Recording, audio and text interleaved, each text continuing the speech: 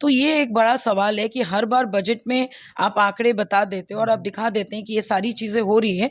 और अगर आप इंडस्ट्री की बात करें, कहाँ है इंडस्ट्री? एंड सबसे इम्पोर्टेंट बात है एडुकेशन। एडुकेशन अगर सही चीज़ें, सारी चीज़ें अगर अच्छी चल रही थी, तो अभी भी 6 साल में डिग्री क्यों आ रही है? चलो भई, अगर एडुकेशन पे मान लेते कि आपने बहुत काम किया और आपने 6 साल का जो आपका डिग्री होता है, वो आप 4 साल में दे रहे हो, तो उसमें भी आपने गलत किया। उसके अलावा बीएसएससी, बीटेक, इतने पूरे साल भर हम लोग आंदोलन ही करते आए, तो वो दिख क्यों नहीं? हेल्थ के बारे में अगर मैं बात करूँ, हेल्थ सेक्टर में भी वही है। तो अगर आप ये साल दिखाने वाले कि 10%, 98% का आपने बढ़ोतरी किया है, और इस बार का अप्रोक्स हम लोग जो आंकड़े अभी सामने आ रहे हैं वो है 2.6 लाख करोड़ का अप्रोक्स इस बार सैंक्शन होगा। तो भैया, जब लास्ट ईयर इतना निवेश करके चीज़ें सही नहीं हुई, और अगर आप दिखा देंगे कि पुल आपने निर्माण किया, ब्रिज आपने निर्माण किया, उसी को अगर आप दिखाएंगे कि भाई आपने हेल्थ, एडुकेशन, इंडस्ट्री, एग्रीकल्चर उसी में आ गया, तो वो तो सही नहीं है ना, गायब हो गया। उसके अलावा हमारे राज्य में आपका शिक्षा व्यवस्था को देखिए, इंफ्रास्ट्रक्चर में कोई खर्च नहीं। हर साल आपको सेंटर से जो पैसा आती है, उतना पैसा का निवेश आप कहाँ कर रहे हैं, क्या डिटेल कर रहे हैं, देखिएगा इस बार भी बजट में उसको 2/2 5 या 2/2 11 करके दिखाया जाएगा। लेकिन अभी के समय में जो जनता है उसको भी समझ में आ जा रहा है कि भाई बजट क्या है, कैसे, कहाँ पे, क्योंकि सामने आपकी खुली किताब है। अगर मैं बहुत इंपॉर्टेंट अगर मैं मुद्दा बताऊं, तो that is with the youth.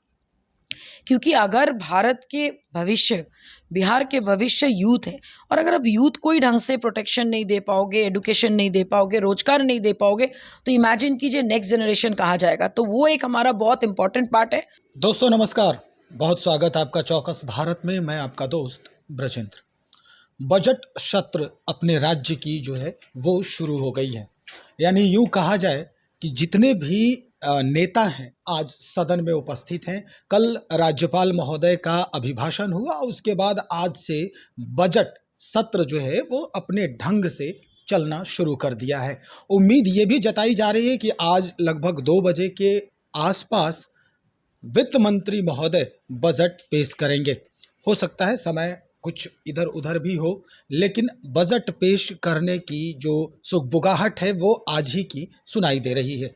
चलिए हम बात करते हैं इसी मुद्दे पर कि बजट में होगा क्या क्या।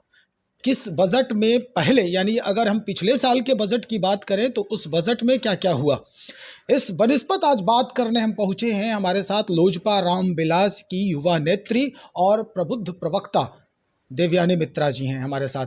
इन्हीं से हम बात करते हैं। दरअसल कल ही चिराग पासवान जी ने एक प्रेस कॉन्फ्रेंस किया था, उसमें उन्होंने स्पष्ट किया था कि इस बजट पर उनकी निगाहें जो है वो टिकी रहेगी।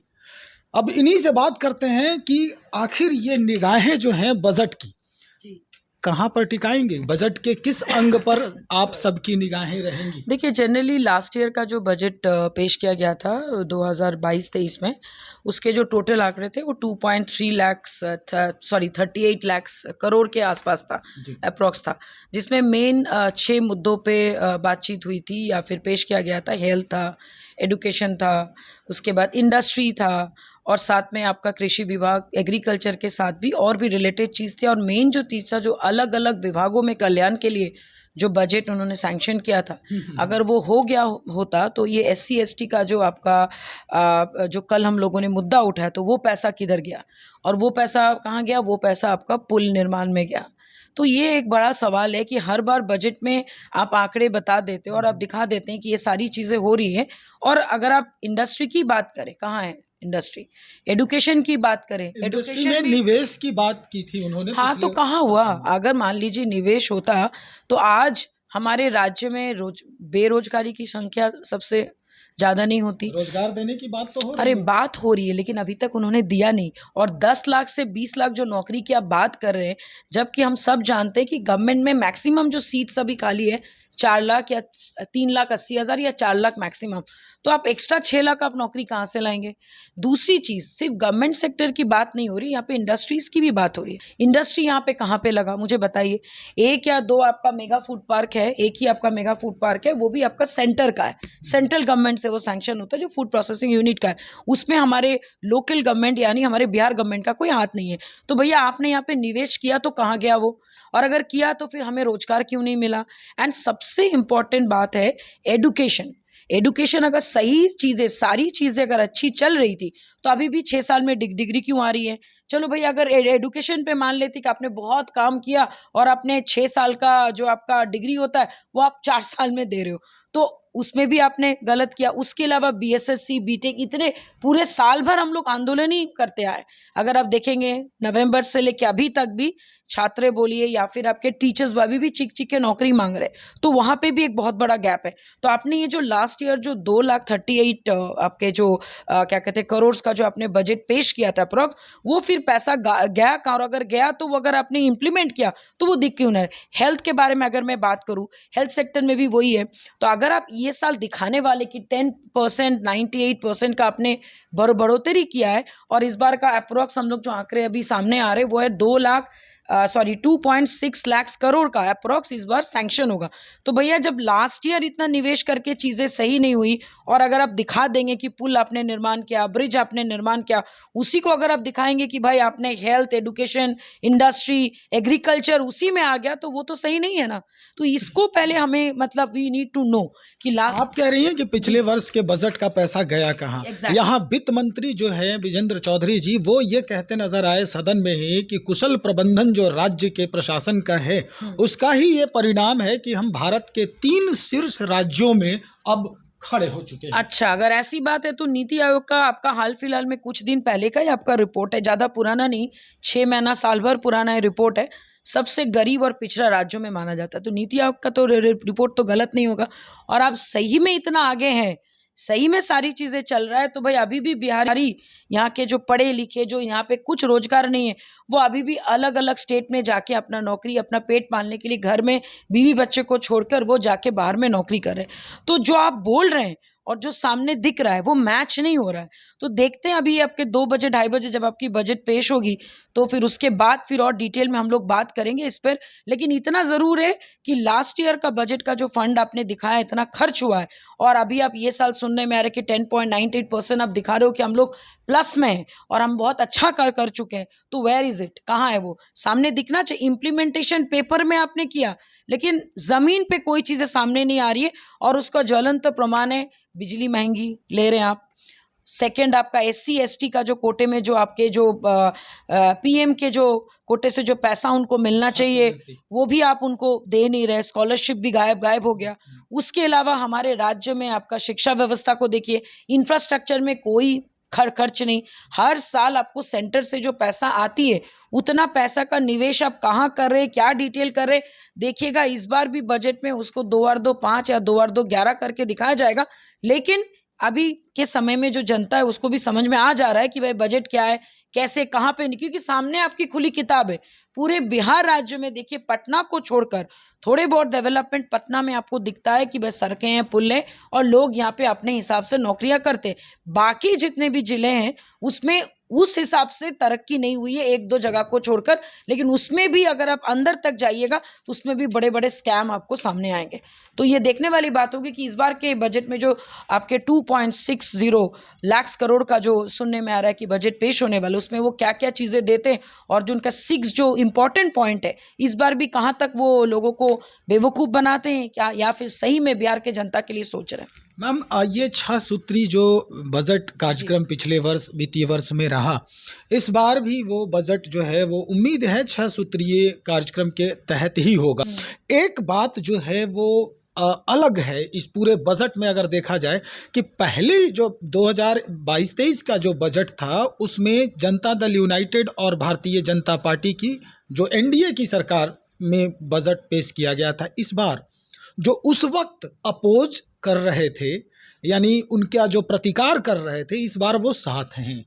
तो ऐसा नहीं लग रहा है कि इस बार बेहतर होगा कुछ? देखिए, बेहतर हो ये कौन नहीं चाहता है। हम लोग जस्ट बिकॉज विपक्ष में हैं बोल के हमेशा हम लोग ये नहीं बोलेंगे आप गलत ही कर रहे हो।